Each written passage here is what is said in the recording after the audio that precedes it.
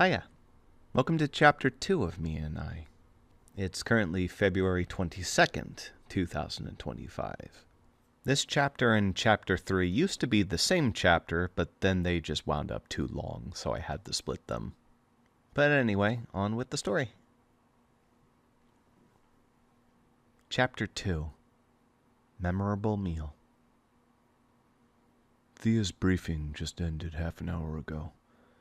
Since we've made contact, we've had to cover for a demon sighting, collect her merchandise, her cart, and scare off some forest bandits.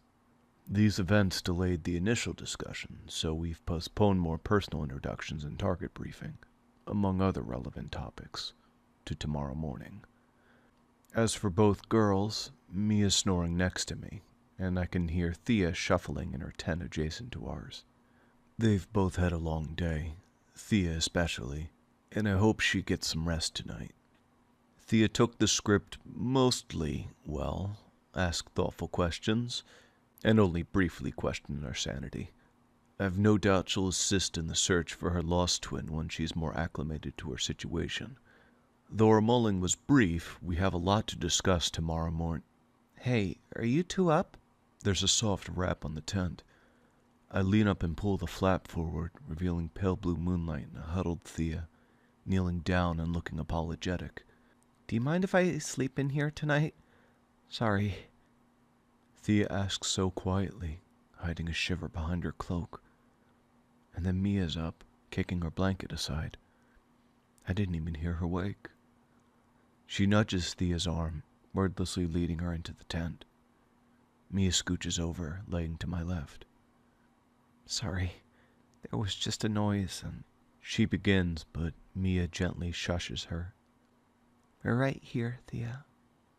Mia's reassurance is hinted with tiredness, but holds familiar resolve. She's too obvious. It's kinda cute, though. Thea nods, tucking herself into Mia's blanket, and turns away towards the opposite wall. I feel Mia flick my report journal as she mouths the word nerd before falling back into her pillow. I want so badly to poke her forehead with my pencil, but I'll refrain tonight. I scrawl a brief ending to my daily report and lay it on my bag. By the time I'm done, I hear the quiet snores of two exhausted girls sharing a blanket, and up to join them. Ning. I'll make sure Mia writes a report tomorrow as well. Lost Girl 1, secured. Lost Girl 2, work in progress. Aiden. Aiden. Several hours ago. There's cooking with emotion, and then there's Thea. Every drop of stock, every dash of spice, and every spoon press of ingredients propels into the stew pot with wild abandon. The splashback of seasoned broth keeps me and I a good 20 feet from the fire, sitting like bumps on stumps with our heads in our hands. She's different. Different from how she was acting before. Different from Intel's assumptions during her background check. Different in an intriguing and somewhat terrifying way, instigated by blind frustration at her eventful day and a lack of information about us. Mia's in love, I think. That looks great! Mia stage shouts, waving at her new best friend while Thea winds up a carrot for an overhead slam. It cannonballs into the stew with velocity, nearly capsizing our dinner. Mia audibly sighs, and her grin widens a little more in the palms of her hands. Hopeless. Camp's been resituated to this unassuming clearing in the Vidnir woods, which is fine. I had to magic our belongings over from the previous campsite, which further incensed the turbulent merchant girl. She despises magic. That was Mia's summation. Or more likely, she is overwhelmed by our use of it. That was my summation. It seems latent mana is an even more obscure concept in the wider Gin Sable than we assumed. Though neither summation, regardless of accuracy, bodes well for our briefing. So are you two going to get started, or am I going to hear all the gory answers through slurps and bites? It's a startling accusation. Thea randomly fires the question out after a good half hour of incoherent muttering, the kind of which rebuffs interruption. Patience was, in this instance, ill-advised. Now she's dumping pine cones into the waist of her recently changed cloak, unwilling to wait for Mia or I to respond accordingly. She hikes the hem of her cloak, briefly exposing her white silk undershirt, forming a makeshift basket to ferry the fire starters over to the more than blazing inferno. I'm not surprised when every single one enters the fire, and she has to leap back from the blast she just caused. Thea swears at Mia for clapping, but it's no use. Sighing, the merchant girl spears her spoon into the broth and snaps her fingers impatiently. Quit it with the applause already. Just start talking. Well, it's a long... I begin, but Mia interrupts me by speed-dragging her stump forward with her butt still on it. Somehow. Sorry, Thea. It's a long story, and we've got a couple questions of our own, so we didn't want to overwhelm you while you were fixing dinner. Thanks again for that, by the way. You're awesome. Hey, not to insist or anything, you clearly don't need any cooking tips, but, don't you need to cut the onions first before you toss it? Mia's unable to finish her poor attempt at flirting because Thea's pitched the onion, skin and all, into the pot. Mia yelps and dives behind her log just in time to avoid splash damage. No, I cleaned it, the skin adds flavor, and I'll cut it when it's done. Quit stalling. An ember spits out of the fire as Thea talks, which she mindlessly crushes with her hand. Her face maintains indifference. Probably a fire affinity, were I to guess. Ignoring the implication, Mia signs a heart at me from behind the stump. Yes, I figured. I assign a very different shape at Mia, and fumble my own stump closer with caution, respect, and regard for the short, angry chef. Got it. Happy to start explaining. I'm assuming you want to know why and how we can cast magic first? I expect a nod or some other form of agreement to my proposal, but Thea just scoffs. In a minute. I can live for now assuming you're both mythical, overindulgent hallucinations. More importantly, I want to know what that thing was. The demon. What was that? Start there. Mia, returning to her stump while finger-tasting some of the projectile broth, takes over. Right. So like we said, that was a demon. That's literally what they're called. There's probably a scientific taxonomy, but I don't know it, so... demon. Terrestrial daemonem, I clarify, knowing Mia's next words before she even whines them at me. Aiden Faulkner, you are a freaking nerd. She hangs on the for longer than that, but I respect time as a finite resource. It was the third question on the officer's test. Third. It was also used later in the paper on a different question, so you could literally go back and fill in the answers off of that. My protests mean nothing, and she smirks every word of her rebuff. Imagine having time to refill in answers you already did. What a dweeb. I smack my forehead, but the mental anguish of our loose education hurts worse. Remind me again how you became an Elephantis, Mia. Did you chew erasers better than everyone else or something? Mia throttles my shoulder, also as expected, and glares daggers at me. I return in kind, ready to reignite our argument from earlier, but a surprise attack from above catches us both off guard. Give it a rest, Thea moans, whacking our heads with her ladle, thankfully with the broth pre-wiped. She doesn't apply anywhere close to the same pressure Mia does, but it hurts worse being chastised by our own ward. We both deflate and apologize. Honestly, you two are siblings, yeah? Thea directs the question at me, probably sensing I'm more likely to give a quick answer.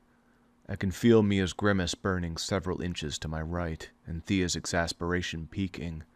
Unfortunately, it's complicated, I choke out, as my sort of sister and I duck back behind our stumps.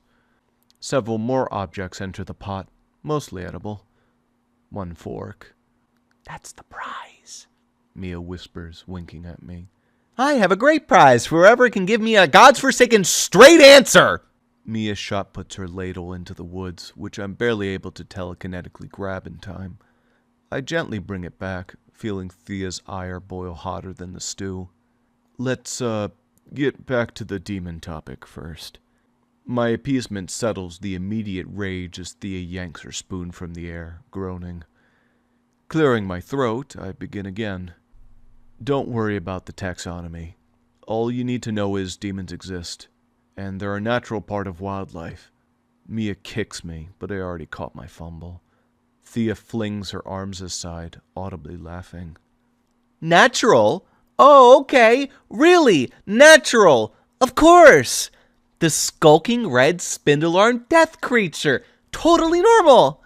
Just like bears, foxes, deer, coyotes, hummingbirds, the Nucalavi, Bigfoot, the Kraken, or maybe Krampus, or, demons! Thea's last exclamation scatters a couple nearby birds from their tree perch, causing her to duck and cower in response. We're both at her side in seconds, but she immediately pushes us away. I'm fine. Go sit back down. Just jumpy. No worries. It's understandable. Okay, so, yes, I get that it's a lot to take in, them existing. Mia starts, offering a hand to Thea. But Aiden's right. They're like any other animal, just obviously different. They don't show themselves often. That was really rare what happened to you. No kidding. First I've ever seen one, and I've traveled through these woods about 30 different times. Thea shivers, standing up with Mia's help. She quietly returns to her stew pot and focuses on stirring. The brief startle seems to have kicked some of the immediate anger, but she's quick to replace it with equal gravitas. So what? I was just unlucky? Do demons not usually prey on humans or something? Well, prey isn't really the right word for it. It wasn't gonna eat you. Let's say that it sure looked hungry. It sniffed for me, definitely.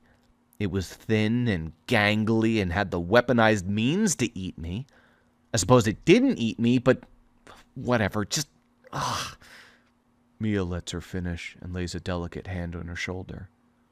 This is gonna sound a bit crazy, Thea, but I'm serious, okay? It wasn't going to hurt you. I know. Thea looks like she wants to scream, but Mia continues before she can. Demons don't eat meat. They don't hurt people. That's just not something they do. Mia, I know what a cow looks like. I know what deer look like. This thing had razor blade arms and a row of sharp, meat-tearing teeth. You are not convincing me that monster eats grass. Thea snorts, banging her ladle on the insides of the pot. Right. Why didn't you field this one? Why do they have claws and sharp teeth again? Mia's newest flagrant insult to her schooling brings the usual heartburn, but it subsides quickly. Self-protection, attracting mates, burrowing for nests, climbing. Any one of those answers would be satisfactory, and it's a wonder she blanked on all of them. But it's true that the claws and teeth don't assist with catching prey, despite appearances. The wind gusts, and Thea shivers again. Mia lays a tender hand on her back, preparing herself and the girl for the next preposterous revelation. What Aiden said.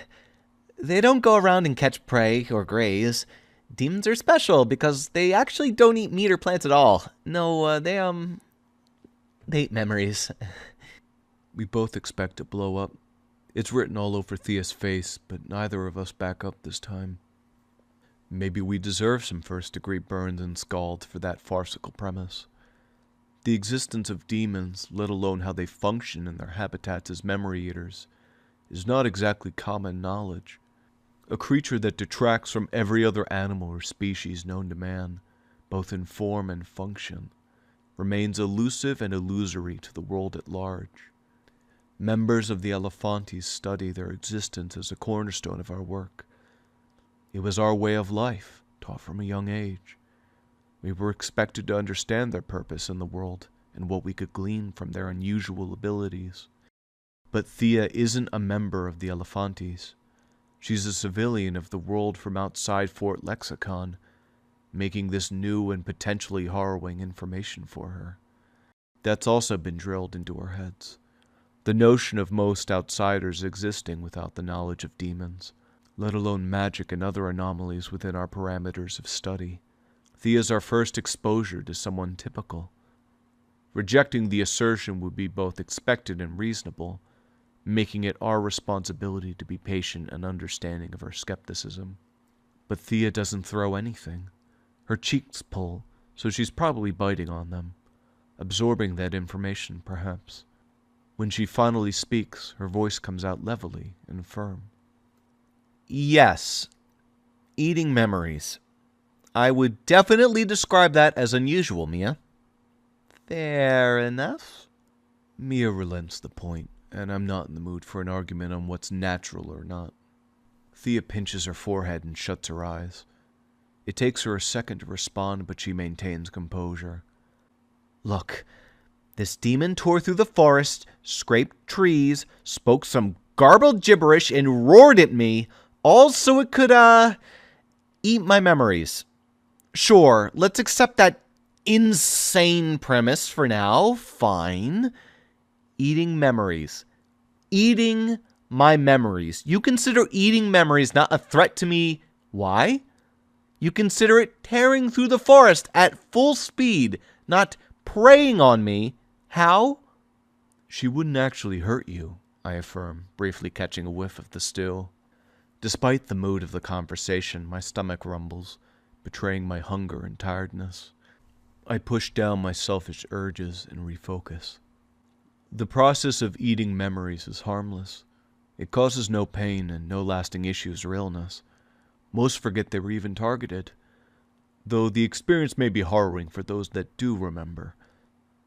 Mia said as much earlier. It's incredibly rare what happened to you, and unfortunate. Great. Fantastic. I'll just carry that incredibly rare experience with me. No big deal. It'll be a great story for the grandkids. Hey, I was almost memory sucked by a demon once. Fun time that was. Her sarcasm buffets any reply. Joking can't hide the evocation of a terrified Thea, huddled in the thorny bush with scraped arms and petrified sobs. Thea genuinely thought she was about to be killed, and here we are telling her she had nothing to fear. It's laughable, insulting even, but it's the truth. Sympathy is important, yes, but it's mandatory to dispel her fear of demons. She'll be seeing more of them in the days to come, probably weeks, maybe even months, potentially years. Another stomach growl rises, and I silently curse. I want nothing more than to sit, eat dinner with these two in peace, and postpone saying what I need to say. I want to give Thea a calm rest of the evening, safe from demons and bandits and any other harrowing trial, even if it's just one night. Because this is it. We started with the topic of the demon, and that means we started with the big reveal. The painful one. At the very least, we could have stalled this point until Thea ate, but I'm assuming she won't eat anything until we tell her everything. I rock back and forth on my stump, mulling on what I have to divulge. Mia's doing the same next to me, though for her it's more akin to stimming, complete with tongue clicks and lip pops. Neither of us wants this unsavory task, but we're equally responsible as Elephantis members. Thea deserves to know, and Thea's tapping her foot, waiting for an elaboration on my answer. Is it fair to deny her that? No. No more delay. I'll rely on the script Intel provided and I memorized, and go from there. Even if it takes all night, I'm prepared to provide Thea with the answers she needs and deserves to move forward with her life. I feel Mia laying a hand on my back, offering her gentle support. She drives me up a wall, but she's good in moments like this. She'll provide the emotional damage control for my practical explanation. A two-pronged stratagem with every chance to fail, but we have to hope she'll accept our insane truth eventually. She has to. Nothing else for it. I clear my throat and jump in head first. Thea, I want to drive this point home, so forgive me for repeating myself. Demons don't usually target humans. Rooks, elves, scars, taxkin, none of them. No humans. There are rare exceptions, of course, but I'll touch on that in a minute. Most demons target animals like deer and foxes. They can do so from a distance, and the process is nothing like a predator hunting prey. It's much more peaceful, and they tend to live deep within forests, usually underground in holes or caves. They're scarce and reclusive creatures, which is a large part of why her targeting you was so unusual. Let alone her showing her face in front of you. That was extraordinarily rare. Today, when you were in the forest, she sensed something. The demon felt your presence, and something unique about it, and came up to you directly. Thea visibly shudders. It sensed me how? You mean it heard me? Saw me? Demons sense mana wells. She knew where you were the entire time, both before you ran and when you were in the bush. I give her time to process that too, but she doesn't say anything. I braved the silence. She doesn't need to see or to hear or any of that. Inside every human, every creature, we possess something called latent mana. You can kind of think of it as our soul, and it varies from person to person. For example, the quantity of mana in somebody's body, that's called their mana well. It represents their penchant for magic, and also, by extension, how deep their memory is. Mia takes over, leaning forward on the stump. And that's the important part here. Memory. Her sniffing? That was her trying to identify what was wrong with your memory, Thea. The ladle comes up in Thea's hand, which she gingerly sips. Her hand snaps over to the spices beside her, parsley and tarragon, I believe, as she liberally shakes it inside the pot. So what's wrong with my memory? Her curtness catches us both off guard, but Mia quickly recovers. Nothing. Well, not nothing, but... Aiden, the floor's yours. Never mind. Mia didn't recover at all. She just knee-jerked the reply, detonated it, and gave me the shrapnel. Ignore her. What she means is nothing in the traditional sense pertaining to memory loss, amnesia, or similar conditions and afflictions. My reply sounds sterile and unfeeling, and I don't even need Mia to kick me. I kick myself. Thea snatches a bowl from her cart and sloppily scoops a serving into it, containing the whole onion from earlier. Thea rolls it onto a cutting board, peels it, dices it, tosses some into her bowl and dumps the rest back into the broth. A couple more spoonfuls later and her bowl's full. Finally, she slams herself down onto the ground and begins to eat, using the ladle as her own personal spoon. She skips blowing on it, loudly slurping her manic creation with evident satisfaction. My stomach really needs to shut up already. She eats quietly for a couple seconds, but eventually slaps her knee and sighs. Okay, this is too damn annoying. If you're not going to make sense, eat your stew and talk after. I sort of figured divine intervention would have came prepared to explain itself properly, but you two are demented and bad at presenting information coherently. She barely finishes talking before the next absurd mouthful of stew comes, which she swallows without complaint of heat. Definitely a fire affinity. I share a glance with my slack-jawed partner, who shrugs in response, hopping up in search of a second ladle. Not finding one, we settle on individually scooping ours out with dinner spoons. The smell hits me again, and I can feel my weariness settle. I just want to eat, dunk my sore body into some warm water, and go to sleep.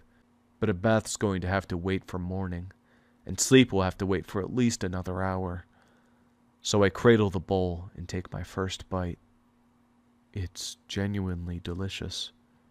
A savory bone-based broth, accented by flavorful beef and chicken jerky, soft and tenderized from soaking, boiled carrots, crisp celery, fresh onions, all sweeter and juicier than I could have imagined. The seasoning is perfect, a concocted blend of herbs and spices from several of Gin Sable's countries. I got the fork! Oh, this is really good, Thea. Thank you so much! Just shut up and eat. Thea's degree goes uncontested as we eat in mostly silence. My partner is trying. My patience mostly, but she's trying. We both are. And judging by how fast we're both eating, we wound up hungrier than I realized. We're newly appointed members of the Elephantis. New members of the outside world, to be honest. And this job is already hectic and exciting. And terrifying. Keeping an eye on what we eat, when we sleep, when we bathe and whatnot. That's all relevant to doing the best job we can. It's imperative we stay on top of our health and well-being. Yet it's clear I've been slacking on enforcing a proper meal schedule. We skipped lunch as well and ate little for breakfast, all so we could catch up with Thea quicker. Of course malnourishment would affect my ability to convey this information properly. We're both naive of the world at large, and it's unfair to approach Thea with thoughtless heads weary from empty stomachs. Though if I said this all aloud, I'd get an earful from Mia about being pessimistic again. We've met our target, sooner than expected even, and she's at the very least reciprocal of our presence. Apprehension aside, she's well-spoken and honest, clearly adapted to travel. We'll both be relying on Thea's knowledge of the countries within Gin Sable from here on out. Assuming she has no qualms with us traveling together, of course. And hey, she makes a mean stew, literally and figuratively. There's nothing wrong with taking the time to savor it. I clearly need the moment to prepare my words better. We don't have to be perfect on the first go. As long as we follow the proper protocol and keep Thea's feelings and health in mind, the rest can follow in due time. We'll learn. I have to reserve time to care for myself and Mia. If that means we eat first and talk later, so be it.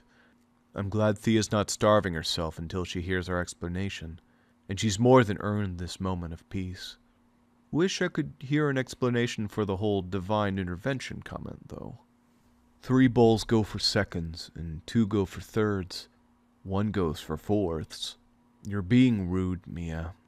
That's the best compliment I've gotten all day, actually. Eat up. The holdout goes for thirds, and there's still some left over, which can be jarred and stored for tomorrow. For now, though, Thea relaxes, reclining in the dirt as she stares at the sky, now full of stars. She removes her cap, shaking her light blonde hair out while patting her stomach. 2 little horns peek out from the strands, silver in color. Much better. I won't interrupt, so go ahead. She sounds tired, but resolved to hear some answers. You probably will, Mia counters, laughing to herself. But we'll make sure you understand everything, okay? Even if it takes a little bit, even if we have to pick up tomorrow too, that's fine. I let my offer of procrastination sit, but Thea's quick to cast it away. Rip off the bandage, Aiden. I'll ask again. What's wrong with my memory? And realization hits me. The tone of her voice. Like we said, you don't have amnesia or anything like that. I can offer that small, pitiful condolence. But the way her shoulders sag, and her head cranes into the woods and beyond, towards the sounds of nearby and distant crickets and busy nightlife, it's obvious. She knows. But I've lost something, right? There's a gap. Good gods, she knows.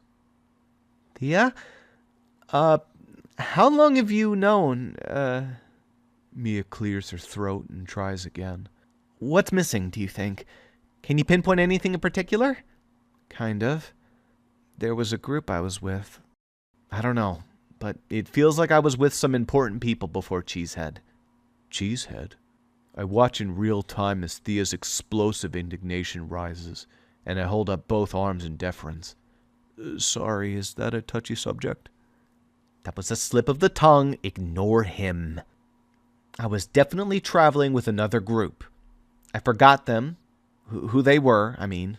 I keep trying to remember, but it's not happening, and that doesn't make sense to me. Because I have a pretty solid memory of names and faces, and this feels really recent. I recall that these people were worth remembering, and it's the darndest thing because I can't. They were probably a troop or a caravan, but I can't confirm that. All I know is that they were recently with me. I was with that annoying cheesehead, and then demon, you two, bandits, supper, here. She flicks each entity on her fingers, counting them. Then she puts her fingers into the form of a pistol, places it against her temple, and mouths the word bang. Thea. So did this demon, eat my memories or something? Did I just blank that part out? The suggestion is equal parts horrifying and in need of refutation. Absolutely not. The demon never affected you, and she wouldn't do that. She wouldn't eat important memories. You know, if I didn't know any better, I'd say you two are secretly demons in trench coats. You keep defending her chasing me through the forest is not a big deal. Not preying on me. Not this, that, or the other thing. But you have to admit she's beyond creepy, disturbing, weird, very, very weird. Yep, not denying that.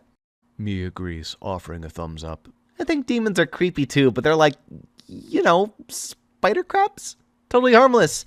Very creepy, but like ugly cute.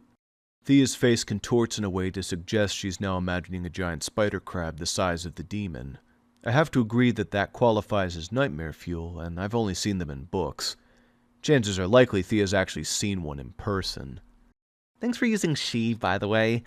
I know it's a bit silly to be anal about a demon's pronouns, but we're kind of demons in trench coats adjacent. Mia winks at her own stupid joke. In other words, we rely on those guys and gals in our field of work, so the least we can do is respect them as creatures with definable genders, you know? Surprisingly, Thea doesn't offer a counter to that. Sure, I'll say she. She's terrifying. Oh, it was a delayed counter. Uh-huh. But like we said, she was just trying to gauge what was okay to eat from your memory, so she had to get up a bit closer than usual. Sorta. Demons kind of suck at it when it comes to humans in general, but yeah, that was really weird, her getting all up and close. Mia's brain is rattling, and she seems to be chugging on fumes here. I'm assuming she's going to spout something wrong in the next 5 seconds or so. So when they do go after humans, reminder, that's super rare, they tend to go after people who have normal, everyday memory loss issues. Old people, right? And they don't actually take anything necessary to function, they just look around. Take old stuff that doesn't matter, hopefully, and eat it. Which doesn't hurt. They just walk away from the experience kind of loopy, and maybe with some weird ephemeral memory of seeing an oversized red bear thing out of the corner of their eye. Fortunately, or perhaps unfortunately, she hit the nail on the head. That explains too much. Are you certain this is rare? I'm finding it difficult to quantify the reason why that explains anything. Do I want to know? I mean, that's what we've been led to believe. I don't know. Ever run into a raving old guy shouting about demons? Mia leans into Thea's enthusiastic reply like it's her ticket to her crush's relatability. Thea somehow bites. Yes. Weekly. There's no worse customer. They touch your hands like they can read your palms, cite sexist religious passages about piety and self-sacrifice, and act spittle in your face. Thea makes a similar face to the one she was making regarding spider crabs. Maybe now she's imagining a demon-sized, demon-spouting lunatic trying to buy bread from her. I unintentionally picture Faulkner, the sweetheart.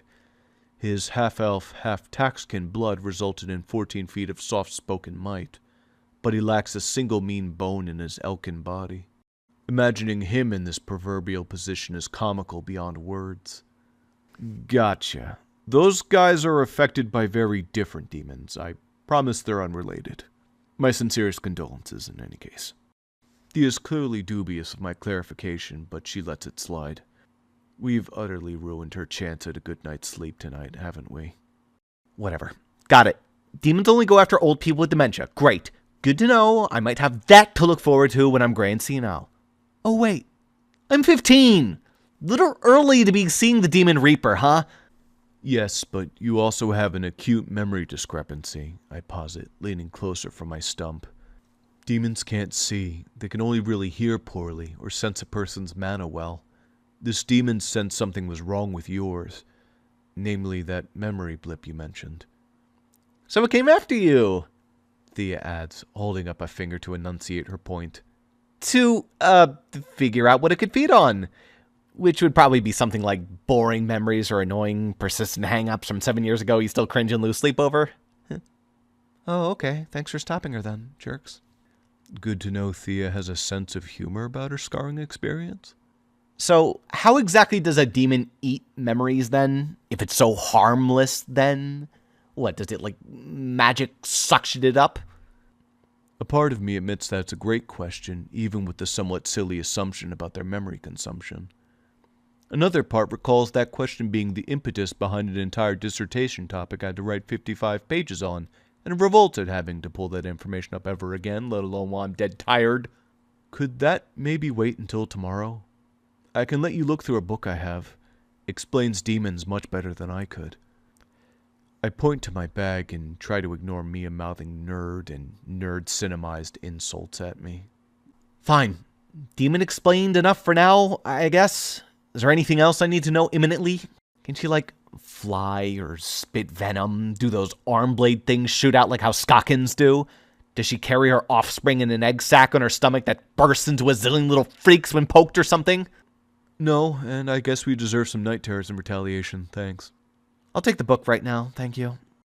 Thea cups her fingers and signals me to give it. I comply, dragging my tired self over and rifling through my belongings for the specific book she needs. I'm glad she's interested in demon ecology, but the jokes need to stop here. We're glossing over the elephant in the room, and as I hand her the book, she takes my hand with it, holding me hostage. All right, no more BS. My memory. What happened to it? Because I'm getting the strong, sneaking suspicion that you two know exactly what happened to me. Because you two showing up when and where you did was one heck of a coincidence, and that doesn't sit right with me at all. So come on. The million divers question. And the reason we're here, as she figured. Thea pushes my hand away and folds her arms. Surprisingly, Mia nods at me and offers the reins once more. I sit back down on my stump and massage my eyes and temples. We're all antsy for this day to be over, but Thea's waiting for her answer. I won't deprive her any further. Your memory hasn't faltered, Thea. It's been swapped and altered. Practicing for this moment didn't make it any less nerve-wracking, if I'm being honest. Okay, and that wraps up Chapter 2. Thanks for listening. See you again for Chapter 3 and the chapters beyond. Have a good one.